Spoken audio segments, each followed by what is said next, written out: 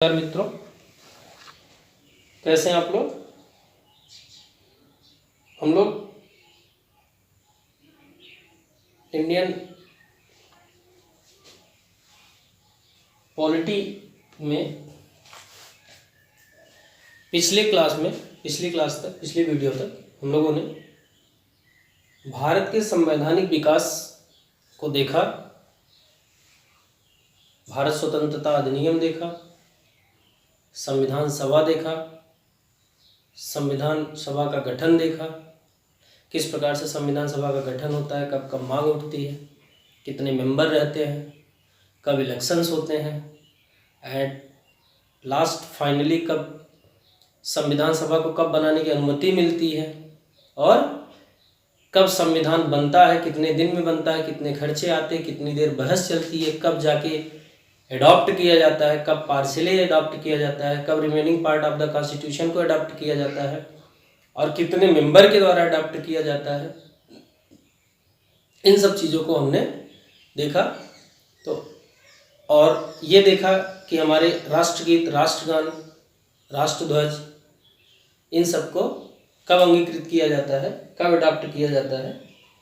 हालांकि इन सब टॉपिकों के बाद हमारा एक तरीके से कॉन्स्टिट्यूशनल डेवलपमेंट ऑफ इंडिया जो एक पोर्शन था, कॉन्स्टिट्यूशन का एक हिस्सा है, वह समाप्त होता है और अब हम सीधे मूल कॉन्स्टिट्यूशन की तरफ मूव करते हैं, जिसमें कि सबसे पहले हमें ये देखना हो, जो सबसे पहले हम देखेंगे, जो सबसे पहले वर्णित है संविधान में, वह है हमारा प्रस्तावना। सबसे पहले क्यों वर्णित है, इससे हमें क्या पता चलता है, प्रस्तावना में क्या क्या लिखा गया है, प्रस्तावना क्यों लिखी गई है, इन सारे बिंदुओं पे आज की वीडियो में हम लोग चर्चा करेंगे।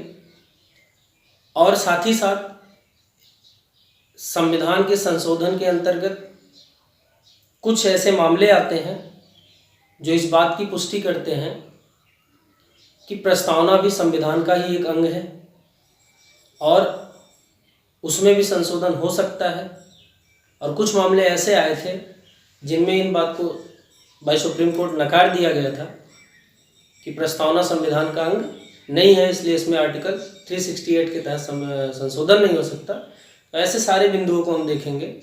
आज की वीडियो को दो भाग में बांट देते हैं।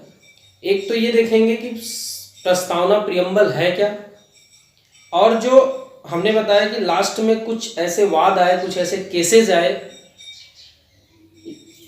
सेंट्रल यूनियन, इंडियन यूनियन बनाम वगैरह वगैरह, उन वादों को हो सकता है, उन सारे मामलों को आज की वीडियो में ना हो तो अगले वीडियो में देखेंगे। लेकिन व्हाट इज द प्रियम्बल, प्रस्तावना क्या है, what is the nature of preamble, इसकी प्रकृति क्या है, what we can know by the preamble, हम इसके द्वारा क्या क्या जान सकते हैं, ऐसी चीज़ों को आज की इस वीडियो में हम लोग देखने वाले हैं। तो लेट्स मूव द टॉपिक, चलते हैं हम लोग अपने टॉपिक की तरफ और देखते हैं कि इसमें क्या है। तो सबसे पहले तो प्रस्तावना को हम आसान करने के लिए इसे 3 भागों में बांट के पढ़ें तो ज़्यादा आसानी होगी। सबसे पहला हम देखेंगे कि इसके अर्थ को देखेंगे, what is the mean of preamble, अर्थात इसका अर्थ क्या होगा, क्या है इसके अर्थ में। दूसरा हम ये देखेंगे कि हमें इससे क्या पता चलता है, हमें इससे, प्रस्तावना से हमें क्या पता चलता है, ऐसे लिख लेते हैं, प्रस्तावना से हमें पता चलता है। किस किस चीज का पता चलता है प्रस्तावना से। प्रस्तावना सबसे पहले दिया गया, इसका मतलब वह आने वाले सभी विषयों के परिचय पत्र का काम करेगा। हालांकि प्रस्तावना के विषय में यानी पालकीवाला ने कहा भी था कि प्रस्तावना क्या है, संविधान का परिचय पत्र है। और सुभाष कश्यप ने इसके बारे में कहा था कि प्रस्तावना संविधान की आत्मा है। और याद रखिएगा, जब हम ये कहते हैं कि डॉक्टर B.R. अम्बेडकर ने संविधान की आत्मा किसको कहा था, तो उन्होंने कहा था आर्टिकल 32, लेकिन प्रस्तावना संविधान की आत्मा है, इस बात को सुभाष कश्यप ने कहा था। हालांकि आगे इन सब विषयों को हम देखते हैं, अभी फिलहाल के लिए। और थर्ड पॉइंट में हम लोग देखेंगे कि क्या प्रस्तावना में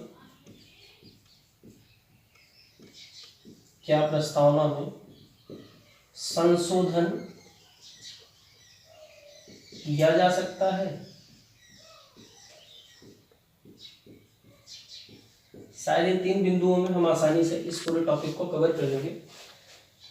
पहले तो ये देखेंगे कि प्रस्तावना का अर्थ क्या है, फिर ये देखने की कोशिश करेंगे कि प्रस्तावना से हमें क्या क्या पता चलता है, और लास्ट में ये देखेंगे कि क्या प्रस्तावना में संशोधन हो सकता है, अगर हो सकता है क्या इसमें संशोधन हुआ है, और अगर नहीं हो सकता तो क्यों नहीं हो सकता, उसके ऊपर क्या नियमावली है, क्या तर्क है, उस विषयों को देखने की कोशिश करेंगे। तो सबसे पहले हम लोग आते हैं अर्थ में, और अर्थ में देखेंगे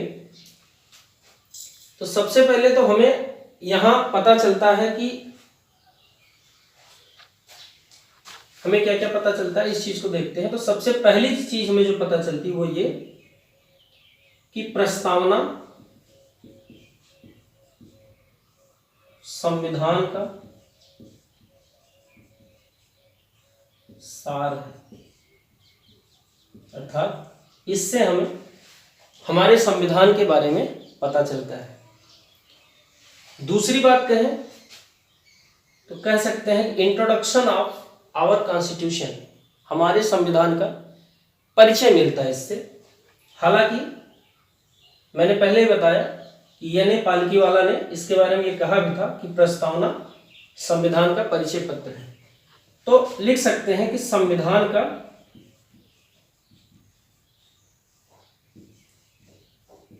परिचय होता है इससे। अब आगे बढ़ते हैं तो देखते हैं कि ये प्रस्तावना है क्या, इसे कब लिखा गया, इसके बारे में क्या कहा गया, कहां से इसकी शुरुआत हुई। तो जब हम आप लोग को पढ़ा रहे थे कि संविधान सभा की पहली बैठक 9 दिसंबर 1946, दूसरी बैठक 11 दिसंबर 1946, तीसरी बैठक 13 दिसंबर 1946। आपको बताया गया कि पहली बैठक में डॉक्टर सच्चिदानंद सिन्हा को अस्थायी अध्यक्ष नियुक्ति किया गया वरिष्ठतम सदस्य होने के नाते। दूसरी संविधान सभा की बैठक में डॉक्टर राजेंद्र प्रसाद को अस्थायी सदस्य नियुक्त किया गया। और तीसरी संविधान सभा जब होती है, पहली 9 दिसंबर को, दूसरी 11 दिसंबर को और तीसरी 13 दिसंबर को, तो आपको बताया गया था कि 13 दिसंबर 1946 संविधान सभा की तीसरी बैठक में पंडित जवाहरलाल नेहरू ने एक उद्देश्य प्रस्ताविका को प्रस्तुत किया था, ऑब्जेक्टिव रिजर्वेशन को प्रस्तुत किया था। तो यह उसी का सुधरा हुआ रूप है। तो नेहरू द्वारा प्रस्तुत किया गया 22, आपको पता है इसके बारे में कह सकते हैं कि 13 दिसंबर 1946 को JL नेहरू द्वारा प्रस्तुत किया गया, JL नेहरू द्वारा प्रस्तुत किया गया उद्देश्य प्रस्ताव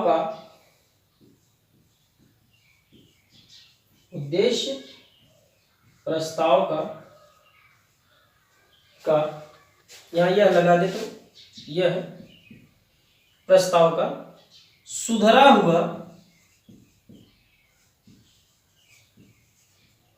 रूप है। अर्थात यह प्रस्तावना की जड़, प्रस्तावना की मूल, प्रस्तावना की आधारशिला कहां से मिलती है? वह मिलती है जो पंडित जवाहरलाल नेहरू ने उद्देश्य प्रस्ताविका को प्रस्तुत किया था उसके द्वारा मिलती है। और कब किया था? 13 दिसंबर 1946 को, हालांकि इसको 22 जनवरी 1947 को अपना भी लिया गया था। 22 जनवरी 1947 को अपना लिया गया था, अपना लिया गया। तो यह उसी का क्या है, सुधरा हुआ रूप। हालांकि इसके बारे में कहा गया यह भारतीय संविधान की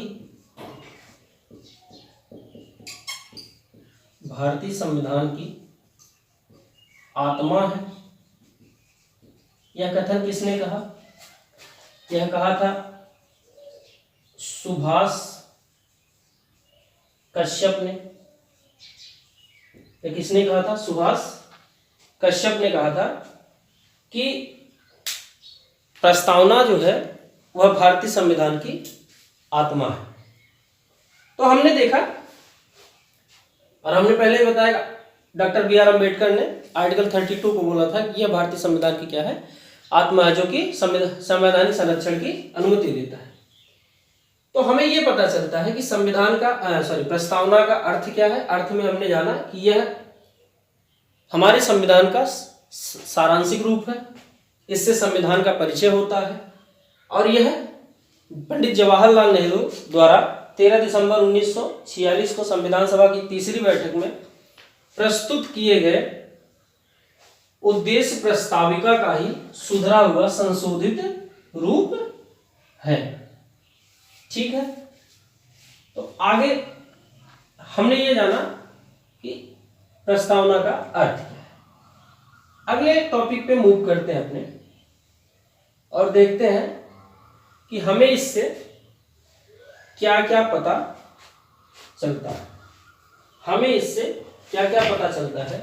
तो हमें इससे सत्ता के स्रोत का पता चलता है, राज्य की प्रकृति का पता चलता है, राज्य का उद्देश्य पता चलता है और डेट ऑफ एडॉप्शन की प्रस्तावना को कब अपनाया गया इसको पता चलता है।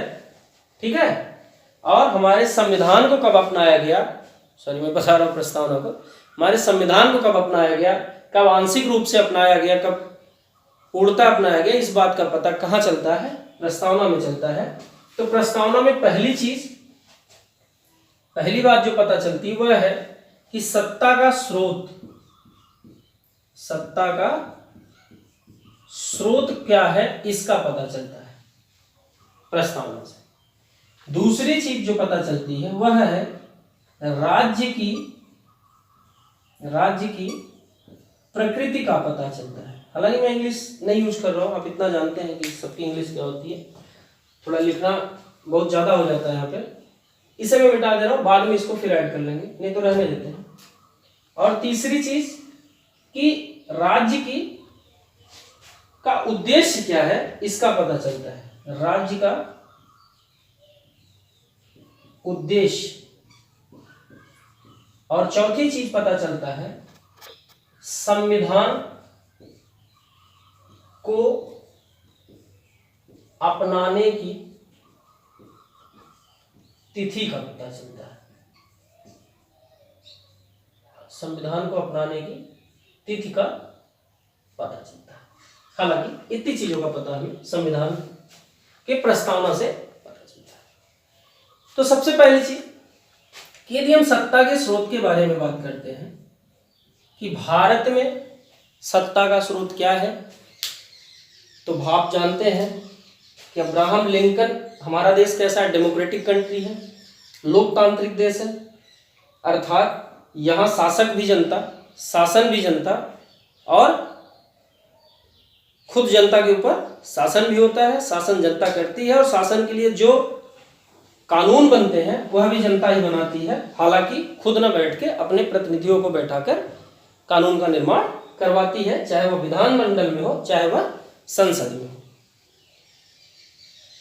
तो भारत एक डेमोक्रेटिक कंट्री है। तो अब्राहम लिंकन की परिभाषा है to the people, for the people, by the people.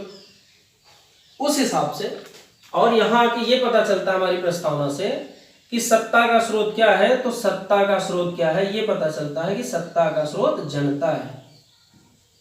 क्योंकि प्रस्तावना की शुरुआत ही होती है with the people of India, हम भारत के लोग, अर्थात किसी एक व्यक्ति नहीं, किसी एक धर्म नहीं, एक मजहब नहीं, जितने भारतीय हैं सब लोग, हम भारत के लोग, we the people of India, हम भारत के लोग, आगे इस बात का वर्णन मिलता है। तो फिलहाल सत्ता का स्रोत तो हमें पता चलता है कि सोर्स ऑफ अथॉरिटी, अगर इसको कहना चाहे तो कह सकते हैं source of authority. Source of authority कौन है? पीपल, जनता। ठीक, पहली चीज तो पता चला सत्ता का स्रोत, first point clear. Second point की तरफ मूव करते हैं और देखते हैं कि हमें राज्य की प्रकृति के बारे में क्या पता चलता है। तो राज्य की प्रकृति के बारे में सबसे पहले तो ये पता चलता है कि राज्य की प्रकृति कैसी होगी। तो राज्य की प्रकृति के बारे में पहला पॉइंट कि संप्रभुता का पता चलता है।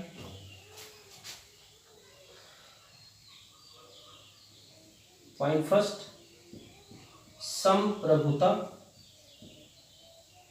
अर्थात राज्य की संप्रभुता का पता चलता है। दूसरा कि राज्य कैसा है, राज्य कैसा है, दूसरा पॉइंट, राज्य जो है समाजवादी हो, समाजवादी। तीसरा पॉइंट है कि राज्य क्या है, राज्य धर्मनिरपेक्ष है, समाजवादी, धर्मनिरपेक्ष। और तीसरी बात, चौथी बात पता चलता है कि यह कैसा राज्य है, कैसा राज्य है, लोकतांत्रिक गणराज्य है। कैसा? लोकतांत्रिक गणराज्य, अर्थात भारत कैसा है, एक संप्रभु, समाजवादी, धर्मनिरपेक्ष, लोकतांत्रिक गणराज्य है। ठीक, इससे हमें राज्य की प्रकृति का पता चलता है। कैसा? संप्रभु, सवर्निटी, समाजवादी, धर्मनिरपेक्ष, लोकतांत्रिक। हालांकि आप याद रखिएगा कि यह दोनों शब्द हमारे संविधान में जब 42वां संविधान संशोधन होता है, 42वां CA मतलब कॉन्स्टिट्यूशनल अमेंडमेंट 1972, तो 1976 सॉरी माफ करिएगा, 72 नहीं 76 में, 1976 में होता है। तो इन दोनों शब्दों को जोड़ा जाता है।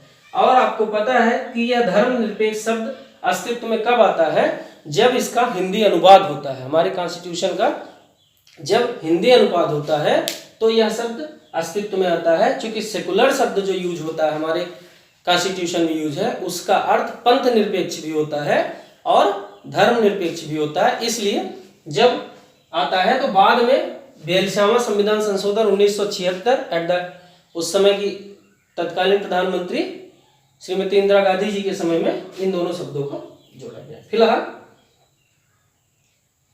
तो हमें राज्य की, हमें क्या पता चला, सत्ता के स्रोत का पता चला, सत्ता का, हमें सत्ता के स्रोत का पता चला नंबर 1। और नंबर 2 हमें राज्य की प्रकृति का पता चला कि राज्य कैसा होगा, सवर्निटी, संप्रभु राज्य होगा। भारत एक संप्रभु, समाजवादी, धर्मनिरपेक्ष और लोकतांत्रिक गणराज्य है। इस बात का पता कहां चलता है, जैसे इन प्रस्तावना को पढ़ना प्रारंभ करते हैं। आगे बढ़ते हैं थर्ड पॉइंट पे कि राज्य का उद्देश्य क्या होगा, इस बात का पता नहीं। तो राज्य के उद्देश्य में प्रमुख बातें होंगी कि पहली बात, तो राज्य के उद्देश्य में पहली बात यह होगी कि राज्य क्या करेगा, राज्य न्याय, पहली बात न्याय, दूसरी होगी स्वतंत्रता, तीसरी बात होगी समता, न्याय, स्वतंत्रता और समता। तो राज्य का उद्देश्य यह होगा कि सबको न्याय मिले, सबको स्वतंत्रता हो, सबको, सब में क्या हो, समानता हो, ऐसा राज्य भारत राज्य होगा। यह लिखा, यह वर्णित मिलता है हमारे कहा प्रस्तावना में। अर्थात इन्हीं बिंदुओं को ध्यान में रख के आगे लोगों के मौलिक अधिकार, मौलिक कर्तव्य और अन्य बातों का उल्लेख देखने को मिलेगा। तो न्याय में भी कैसा न्याय, स्वतंत्रता में कैसी स्वतंत्रता और समता में कैसी समता, इस बातों को देखने के लिए हम सबसे पहले देखते हैं कि न्याय को देखते हैं। थोड़ा जगह कम पड़ रही है, मिटा दे क्या आपको। न्याय की यदि हम बात करेंगे, ठीक है, इसी में देख लेते हैं। यदि न्याय की बात करते हैं तो सामाजिक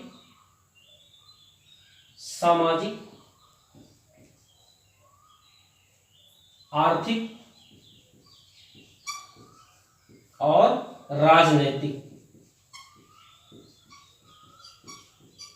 तो राज्य का उद्देश्य होगा कि लोगों के साथ वह सामाजिक न्याय करे, आर्थिक न्याय करे और राजनीतिक न्याय करे। हालांकि कभी कभी इस क्रम से भी सवाल बनता है और ये क्रम याद रहना है हमें कि पहले सामाजिक, फिर आर्थिक, फिर राजनीतिक का वर्णन है। एक बढ़िया क्वेश्चन यहाँ से बनता है।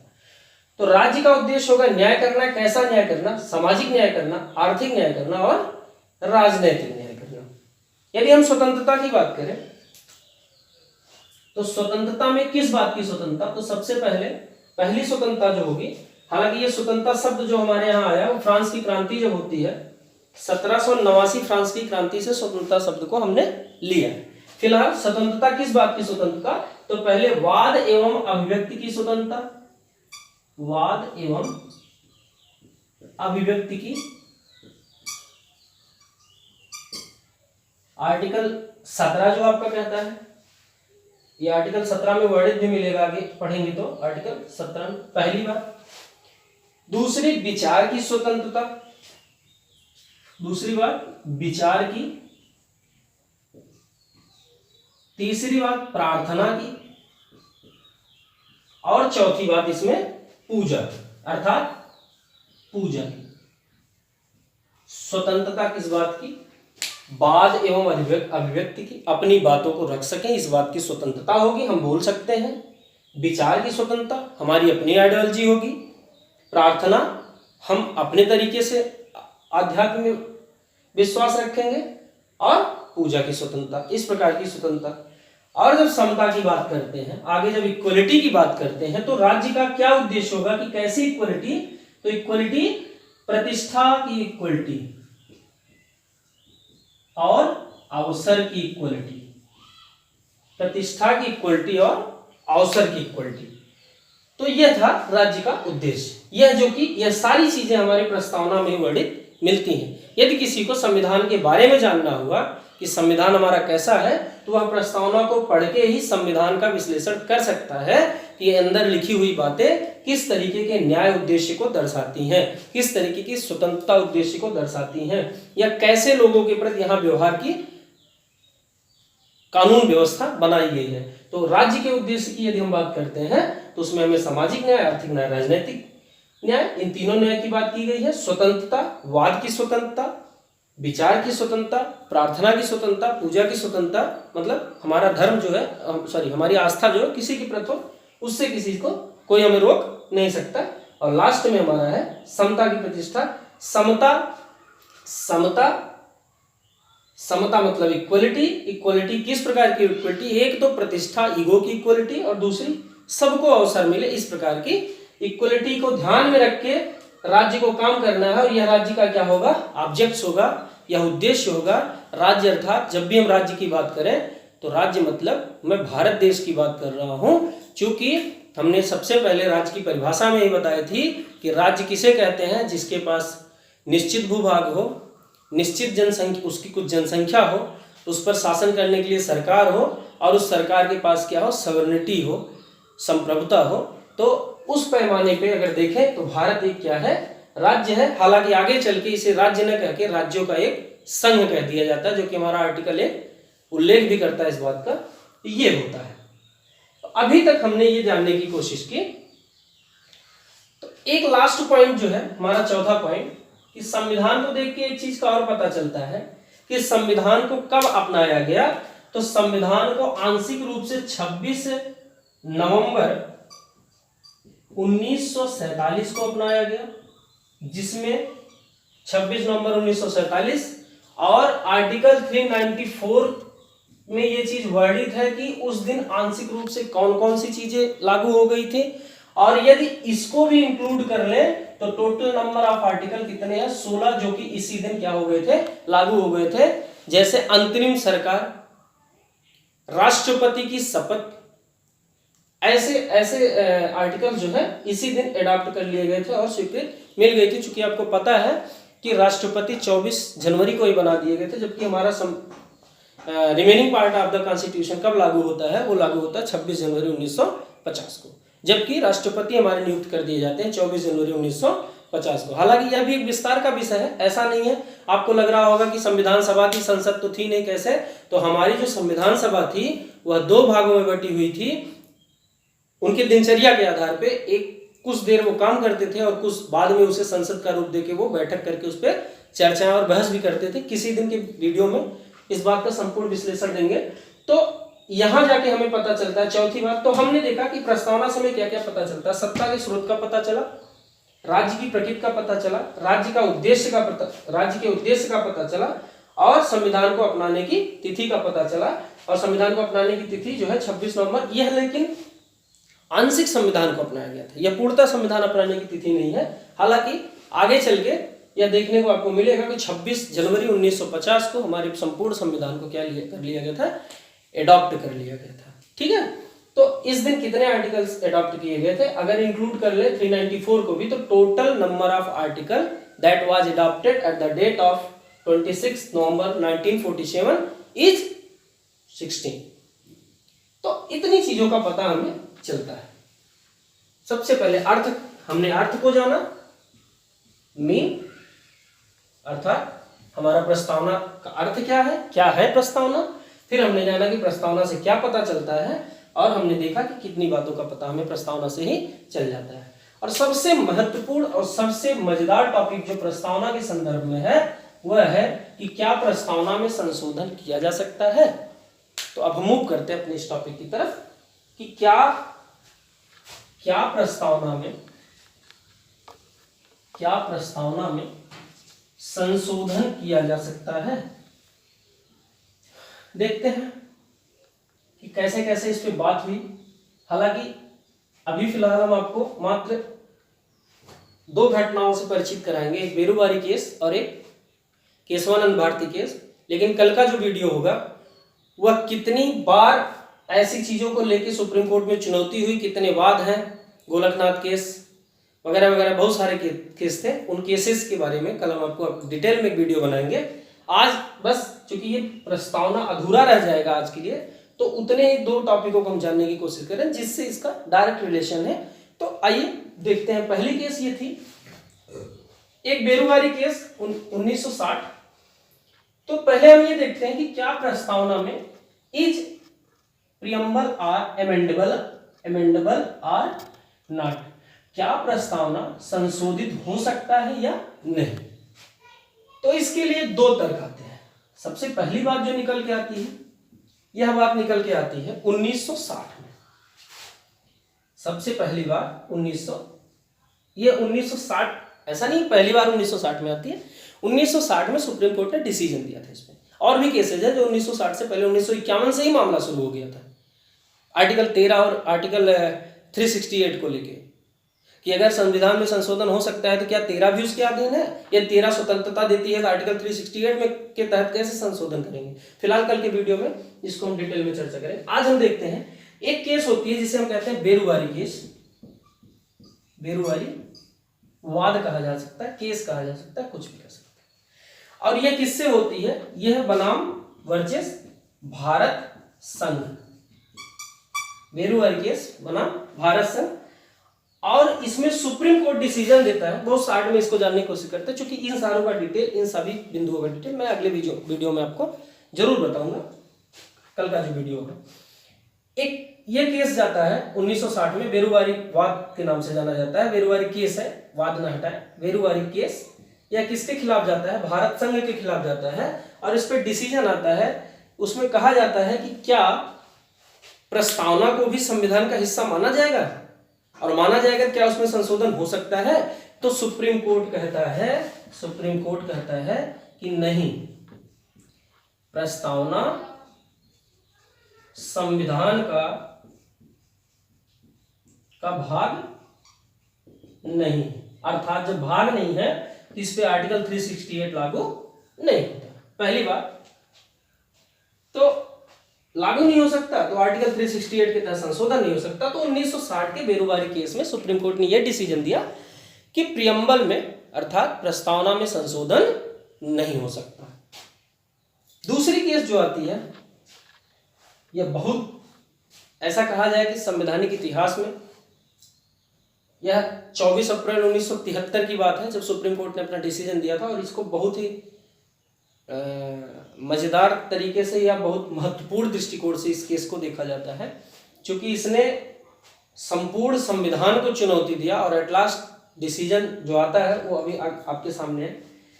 तो 1973 1973 केशवानंद भारती, आपको पता है ये केरल के एक मठाधीश थे और इनकी जमीन जो है, एक लैंड रिफॉर्म एक्ट आता है केरल में अधिकृत करने के लिए कि जमीन जो है वो अधिकृत कर ली जाएगी सरकार के द्वारा। और अधिकृत में भी आगे कल मैं बताऊंगा कि कुछ लोगों अल्पसंख्यकों को तो विशेष अधिकार था कि उनकी भूमि का जो है मुआवजा दिया जाएगा, लेकिन मुआवजा का मतलब वहां की उस वैल्यू के हिसाब से। और कुछ इस प्रकार के केस थे लैंड रिफॉर्म केस को लेकर। केशवानंद भारती क्या थे, वहां के केरल के मठाधीश थे और इनका आश्रम था। आश्रम जो है वो लैंड रिफॉर्म एक्ट के तहत आया, तो उस पर सरकार ने अधिग्रहण करना प्रारंभ किया। और इनके भाई तो इन्होंने उस अधिग्रहण का विरोध किया और सुप्रीम कोर्ट में चुनौती जाती है। और बहुत ही मजेदार केस होता है। तो इसमें 1973 में यह मामला आता है।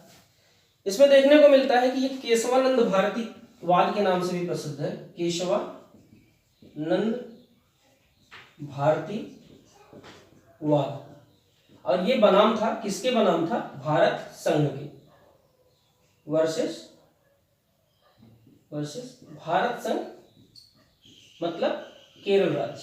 संबंधित किससे था, केरल राज्य। और फिर इसमें डिसीजन आता है, इसमें सुप्रीम कोर्ट डिसीजन पलट देती है और इस वाद में डिसीजन देती है कि प्रस्तावना जो है, प्रस्तावना संविधान का अंग है,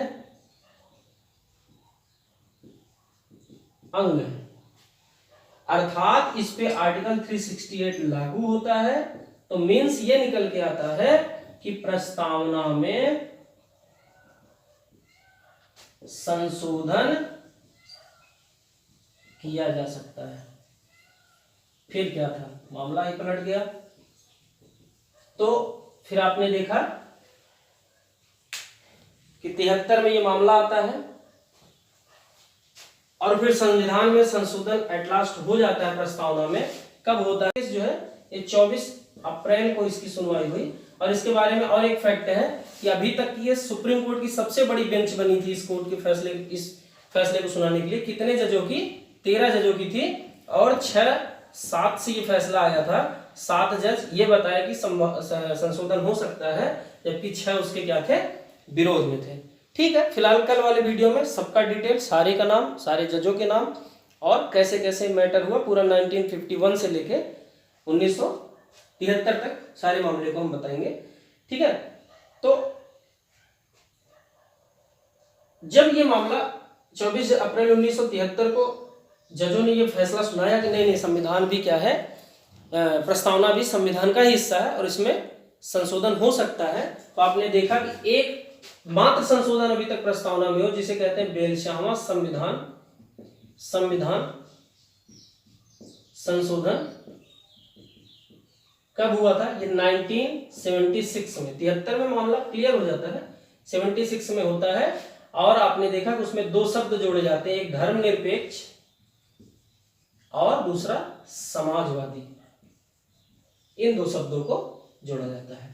तो 42वां संविधान संशोधन होता है किस आधार पर, केशवानंद भारती वाद के आधार पर। हालांकि आज की वीडियो में इतना ही, और यह संपूर्ण विषय, यह जो क्या प्रस्तावना में संशोधन हो सकता है कि नहीं, कल इस पर फिर वीडियो बनाएंगे और आपको 1951 से 1973 तक की सारी घटनाओं से परिचित कराएंगे। कैसे कैसे संविधान के स्वरूप को कोर्ट में चुनौती मिली और कैसे कैसे सुप्रीम कोर्ट ने उस पर अपने क्या क्या फैसले सुनाए। सुप्रीम कोर्ट के इस फैसले में एक जो बहुत पेचीदी बात थी कि उन्होंने बताया कि संशोधन तो हो सकता है, लेकिन इसके मूल ढांचे को छोड़कर, मतलब ये कि कोई भी सरकार कभी भी संविधान के प्रस्तावना में के मूल ढांचे में, संविधान के प्रस्तावना के मूल ढांचे में नकारात्मक संशोधन नहीं कर सकती। ठीक है, मार्कर क्लास को बदल मार्कर, नकारात्मक संशोधन नहीं कर सकती, इस बात को भी साथ ही साथ उन्होंने बताया। कौन बताया? सुप्रीम कोर्ट के जजों ने। ठीक है, आप संशोधन कर सकते हैं, लेकिन कोई भी नकारात्मक संशोधन नहीं कर सकते, अर्थात संशोधन हो सकता है लेकिन मूल ढांचे को छोड़ दें। यह डिसीजन था 24 अप्रैल 1973। 24 अप्रैल 1973 को भारत के क्रिकेट का भगवान कहा जाने वाला भारतीय खिलाड़ी सचिन तेंदुलकर का जन्मदिन भी है। आज के वीडियो में इतना ही। आई होप कि आपके काम का मैटर रहा होगा, आप एंजॉय करेंगे। और यदि आपको लगता है कुछ और ऐड करना चाहिए, कुछ छूट रहा है, तो आप ज़रूर कमेंट करिएगा। हाँ, इसके साथ ही साथ कल के वीडियो आप ज़रूर देखें, सबको शेयर करिए कल का वीडियो, क्योंकि कल का जो वीडियो है अगर आप उसको पूरे ध्यान से देख लेते हैं तो आपको कॉन्स्टिट्यूशन का एक बहुत ही मजबूत चीज़ आपके पकड़ में आ जाएगी, जो कि एक कॉन्सेप्चुअल होगा और आप समझ पाएंगे कि कैसे कैसे सरकार बनाम सुप्रीम कोर्ट होता आया, कब सरकार हावी सुप्रीम कोर्ट पे पड़ी, कब सुप्रीम कोर्ट सरकार पे हावी पड़ी। और ये आपको देखने को मिलेगा कि जब जब सरकार कमज़ोर पड़ती है तो सुप्रीम कोर्ट हावी रहती है, जब सरकार मतलब कमज़ोर या ताकतवर का सेंस ये है कि जब बहुमत के साथ होगी तब सुप्रीम कोर्ट के ऊपर दबाव होता है। आप वर्तमान सरकार का भी उदाहरण देख सकते हैं। एट्रॉसिटी एक्ट सुप्रीम कोर्ट ने फैसला सुनाया और सरकार बहुमत से थी, इसलिए कोर्ट के भी फैसले को वो चुनौती दे दी है। जबकि ठीक है, कल के वीडियो में इन सारी चीज़ों को देखते हैं। आज के लिए धन्यवाद। आप स्वस्थ रहिए, घर पे रहिए, और मेरी पूरी कोशिश होगी कि आपसे संबंधित सारे विषयों को आप तक पहुंचाने की हमारी पूरी कोशिश रहेगी। Thank you.